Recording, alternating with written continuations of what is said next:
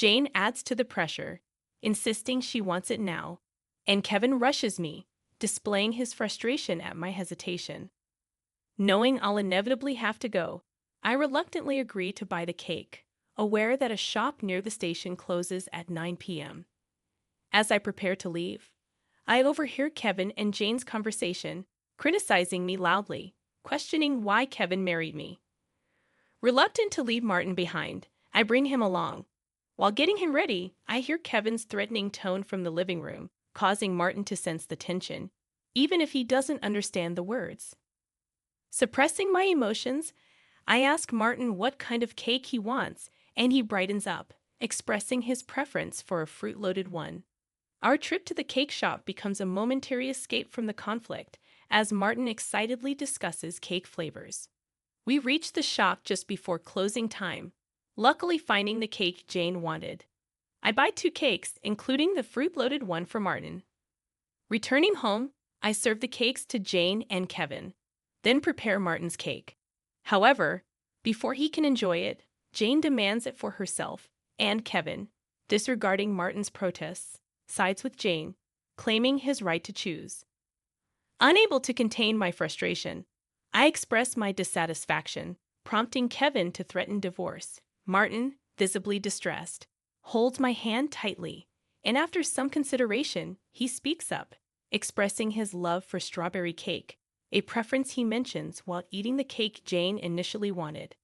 I feel like I've been subjecting Martin to too much. 3 adults, including myself, shouldn't be burdening a 4-year-old child like this.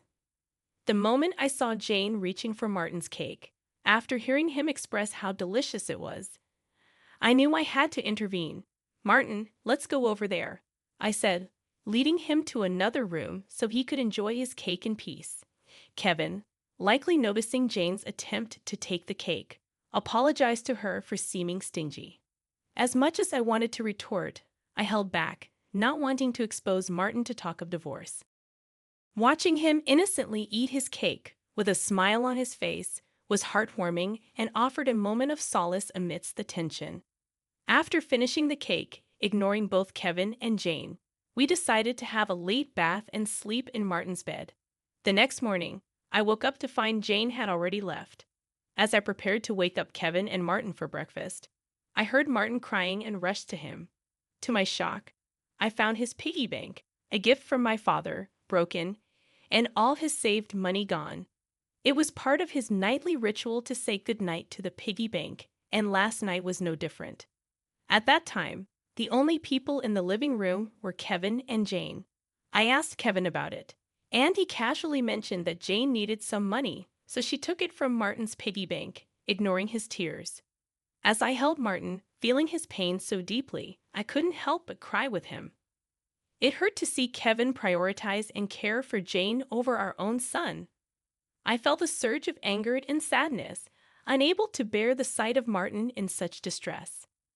"Why are you making the morning so miserable? I feel awful," Kevin exclaimed. "Don't you think you've done something wrong?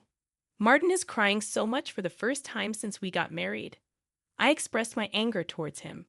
Kevin looked at me intensely, then went to the bedroom without a word. He returned with something in his hand, divorce papers. "If you're not happy with me, then let's divorce," he said, thrusting the papers at me before leaving the house with a loud bang. Martin, who had never cried over issues with Kevin and Jane before, must have reached his limit. He's been crying since last night, and I can't bear to see him in such pain. "Hey, Martin, should we skip daycare today?" I asked, trying to comfort him. He seemed happy at the idea of spending the day with me, replying with a loud yes and showing me a faint smile. As he brought a picture book from the shelf and sat on my lap, looking up at me with happiness, I couldn't help but think that his little heart must be full of patience. Today, we'll take it easy. I made a decision to fill Martin's heart with as much joy as possible.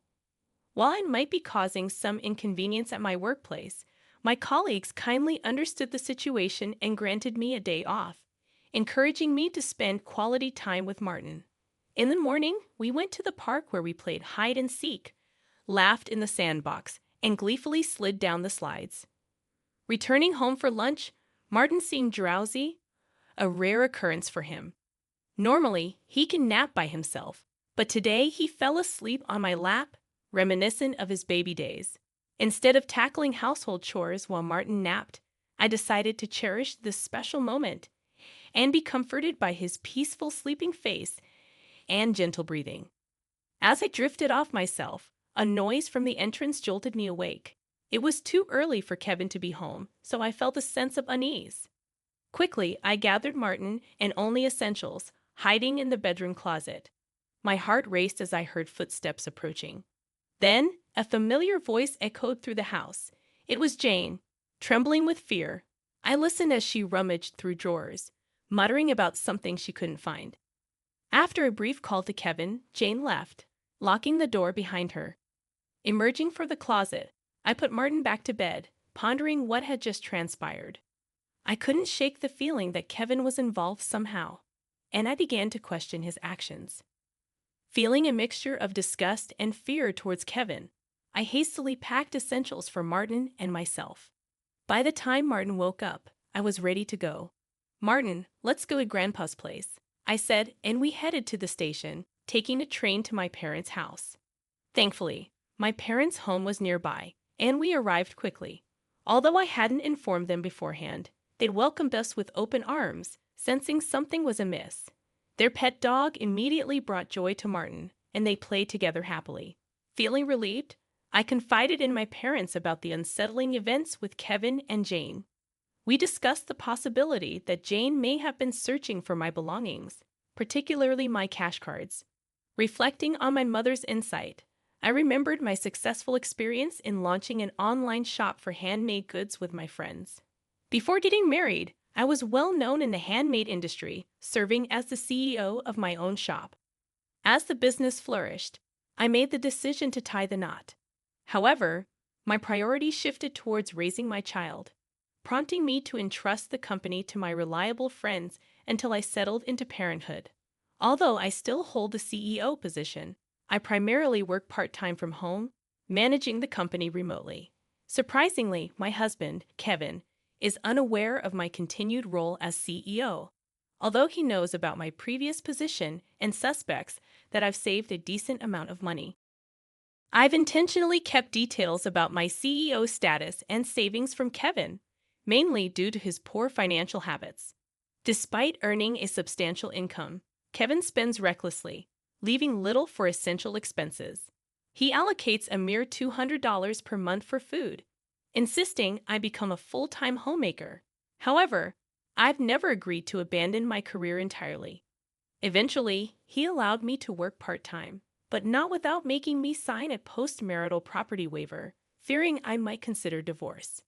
Since Martin's birth, I've solely relied on the $200 food budget, using my savings to cover Martin's nursery fees and clothing expenses. I've never asked Kevin for additional financial support, leading him to assume I have substantial savings. Jane's sudden need for money aligns with Kevin's belief in my savings, likely prompting their search for my cash cards. Nevertheless, I've been quietly setting aside funds for Martin in a separate savings account. Each month, a portion of my salary is deposited directly into this account. Despite their efforts, they won't find my cash cards, as I always carry them with me, concerned about Jane's frequent visits and Kevin's allowance of them. I've decided to keep my valuables at my parents' house, storing them securely in their safe. Martin's distress over his broken piggy bank further raises suspicions. My father, visibly angered by Martin's plight, insists on contacting Kevin. However, my mother advises caution, suggesting we uncover their intentions before they fabricate excuses, potentially complicating matters further. Deciding to record their conversation, my parents, a lawyer friend, and I agreed to discuss the situation calmly before taking any further action. Upon arriving home, I began preparing dinner as usual when Kevin returned. Quickly, I started recording on my phone, discreetly keeping the screen facing down to avoid detection. To my surprise, Kevin immediately asked about my cash cards upon entering. When I inquired about his sudden interest, his responses were evasive, hinting at deceit. Remaining silent seemed to frustrate Kevin, and he grew somber, demanding all my part-time earnings for his sister. Firmly, I explained that the money was for Martin's savings, not to be diverted elsewhere. Angered by my refusal, Kevin shoved divorce papers from his bag towards me, accusing me of draining his finances and devaluing our son, Martin. His words struck a nerve, prompting me to cease dinner preparations, gather the divorce papers, and take Martin's hand, heading for the door. Kevin's threat of divorce echoed behind me, but I declared I wouldn't return to a home where strangers came and went freely. Reflecting on my words later, I questioned if I had been too harsh, especially considering Jane's relationship with Kevin. Ignoring Kevin's flurry of messages and calls, I turned off my phone and sought refuge at my parents' house. Upon arrival, I shared the recording and divorce papers with my parents. Their response was clear. I should do what was best for Martin, even if it meant divorcing Kevin. However, they acknowledged the potential emotional toll it could take on Martin. As I grappled with this decision, Martin expressed hunger, and my mother swiftly prepared his favorite meal, hamburgers. Tears welled in my eyes as Martin, with a heart full of kindness, shared his happiness with us. Overwhelmed by his gesture, I couldn't contain my emotions, and my father reassured Martin that my tears were of joy. Martin's innocent remark about Jane's absence brought forth more tears, and I embraced him tightly. Witnessing this exchange, my father's eyes mirrored my emotional turmoil, highlighting the weight of the situation on our family. I turned to Martin and remarked, "Isn't it wonderful to be with family?" His surprise was evident as he questioned whether Dad had only considered Jane as family. My father gently affirmed that, indeed, it was just us: Mom, Grandpa, Grandma, and Martin. Then he asked Martin if he wanted to stay with us as part of our family. With a laugh, Martin replied, "Of course. We're family," bringing smiles to everyone's faces. As we enjoyed our meal, filled with laughter and lively conversation, I couldn't help but wonder when was the last time we had such a natural, joyous gathering. Despite my contemplation of divorce, the happiness of the moment convinced me to go through with it and inform Martin.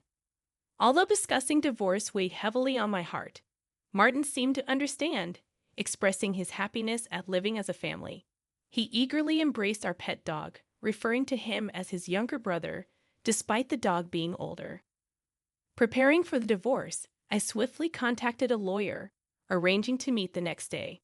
That night, Martin slept peacefully with my father and the dog, their faint laughter offering comfort. As I laid in bed with my mother, memories of my childhood flooded my mind, lulling me to sleep. The next day, I was inundated with over 200 calls and messages from Kevin, showcasing his emotional turmoil. Exhausted by his instability, I turned off my phone once more. Meeting with the lawyer, we formalized the divorce proceedings. The lawyer explained that Kevin had become entangled in Jane's substantial debts, using my savings as a solution. Despite Kevin's attempts to reconcile, the divorce had been finalized. Later, I received a call from Kevin, his tone markedly different, devoid of aggression. He confessed to spoiling Jane and feeling jealous of Martin. Despite his plea for reconciliation, I remained resolute in my decision. Returning to my parents' house, I decided to stay until Martin grew up. Meanwhile, I resumed my role as company president, explaining the situation to my colleagues. Subsequently, Kevin and Jane were disowned by their parents due to their debt and the divorce, now living in a cramped apartment, constantly blaming each other. However, despite their turmoil, I found solace and happiness in being with my family.